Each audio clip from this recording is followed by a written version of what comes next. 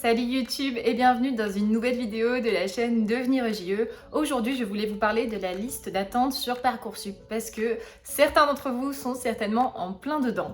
J'ai attendu un petit peu avant de vous faire cette vidéo parce que vous le savez, les résultats de Parcoursup sont tombés il y a quelques jours et je voulais attendre d'avoir un petit peu tous les résultats des élèves de la prépa. Et voilà, dans cette vidéo, je voulais aussi leur faire un petit mot, félicitations à eux parce qu'ils ont tous réussi à obtenir une place sur liste principale en formation d'éducateur de jeunes enfants. Donc je suis très fière d'eux, enfin très fière d'elles plutôt parce que ce sont que des filles. Et je voulais faire quand même une vidéo parce que j'ai eu pas mal de questions sur la liste d'attente, comment ça se passe et comment choisir l'école, surtout quand on a fait plusieurs vœux. Donc l'idée c'est d'aborder un petit peu tout ça dans cette vidéo. D'ailleurs, comme eux, si jamais un de mes contenus a pu vous aider, que ce soit les articles de blog, les vidéos YouTube ou les posts sur Instagram, et que ça vous a aidé à obtenir une place en formation, n'hésitez pas à venir me le dire en message privé sur Instagram. C'est le meilleur moyen de me remercier et moi ça me fait vraiment plaisir de voir que tout ce contenu là il peut vraiment aider à réussir les sélections. Donc voilà, j'attends vos messages avec grand plaisir. Alors si vous êtes sur liste d'attente, comment ça se passe ? Sur votre espace Parcoursup, vous allez avoir plusieurs informations intéressantes. Déjà, vous allez avoir votre place sur la liste d'attente et aussi votre rang. Je vais vous expliquer un petit peu tout ça après. Il y aura aussi le rang du dernier candidat appelé à l'heure d'aujourd'hui. Et vous aurez aussi comme information le rang du dernier candidat appelé l'an dernier. Donc ça, c'est des informations qui vont vous permettre de voir où est-ce que vous en êtes un petit peu. Par exemple, imaginons, vous postulez pour une école où il y a une classe pour 30 élèves. Au final, l'école va prendre par exemple 30 élèves sur liste principale et va aussi avoir une liste complémentaire par rapport au mouvement que je vais vous expliquer. Peut-être par exemple qu'ils vont prendre 30 autres élèves sur liste complémentaire, ce qui fait un total de 60 personnes potentiellement qui peuvent intégrer la formation. Donc sur les 30 premiers qui ont été sélectionnés sur liste principale, ce qui se passe c'est que ces personnes vont peut-être avoir réussi à obtenir une place aussi dans d'autres écoles, peut-être qu'ils vont finalement choisir d'autres écoles, donc des places vont se libérer sur la liste principale. Donc sur ces 30 sélectionnés, imaginons que vous êtes rang 35.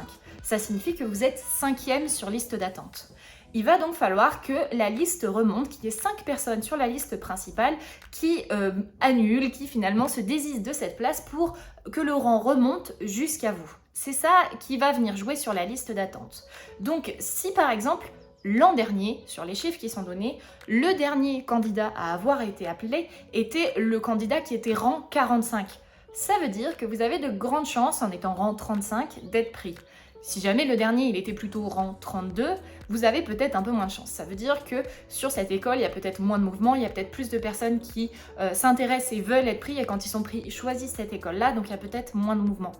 Globalement, les places remontent généralement de 5-10 places. Après, ça va vraiment dépendre de la taille de la promo.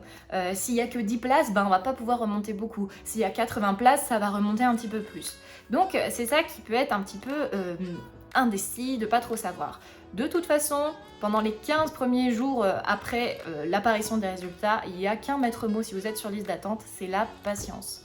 Pendant 15 jours, ça va évoluer. Ces rangs-là, ils vont vraiment bouger. Voilà, il peut y avoir des moments, une journée pas trop, et puis le lendemain un peu plus. Pendant 15 jours, il y a du mouvement, vous allez voir votre place monter petit à petit et vous rapprocher de la liste principale, donc peut-être être pris, ce qui serait génial. Donc voilà, pendant 15 jours, ça bouge beaucoup, c'est ce qu'il faut savoir, il faut juste être patient et attendre sans trop se projeter. À partir de 15 jours, un mois, donc jusqu'à début juillet, ça va continuer à bouger, mais un petit peu plus doucement. Les gens ont sélectionné leurs vœux, globalement, ils savent, donc il y a encore un tout petit peu d'évolution, mais le rythme, il est beaucoup moins rapide. Ça peut vraiment faire peur, mais c'est normal. Le rang est remonté beaucoup sur les premiers jours, mais là, ça se calme et c'est normal. Et ensuite, toute la période juillet, août jusqu'à la rentrée, il y a encore un petit espoir, mais ça va très peu bouger.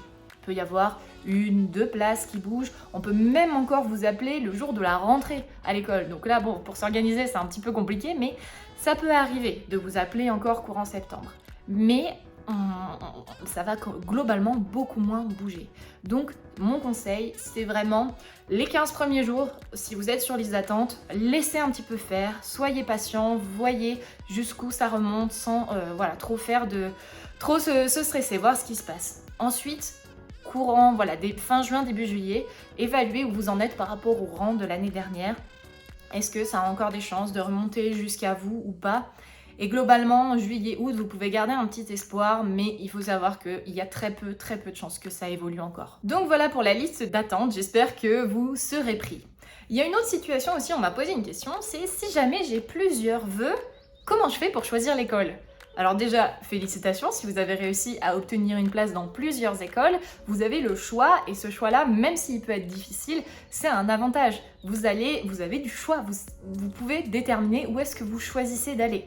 Donc il va falloir prendre plusieurs critères en compte, par exemple échanger avec des étudiants qui sont déjà dans l'école ou qui sont allés dans cette école pour en savoir un peu plus sur la qualité des cours, sur des spécialités qu'ils peuvent proposer qu'il n'y a pas dans d'autres écoles. Voilà, ça c'est des éléments qui peuvent être intéressants et normalement c'est des choses que vous avez peut-être déjà étudiées avant de choisir de faire la sélection dans cette école.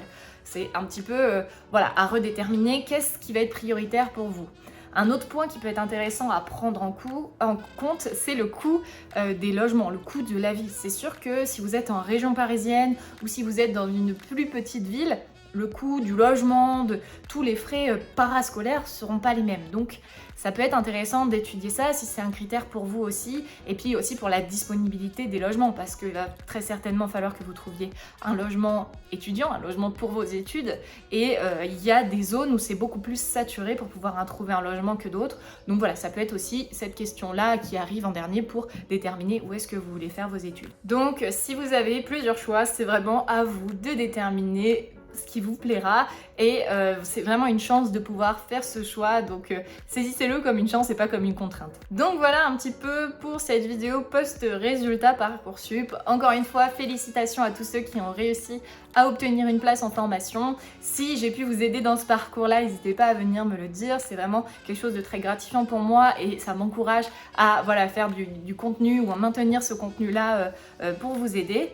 Et du coup, dans quelques semaines, je vais vous publier une autre vidéo sur YouTube pour vous faire un petit peu un bilan de cette année, de ce que j'envisage pour la suite.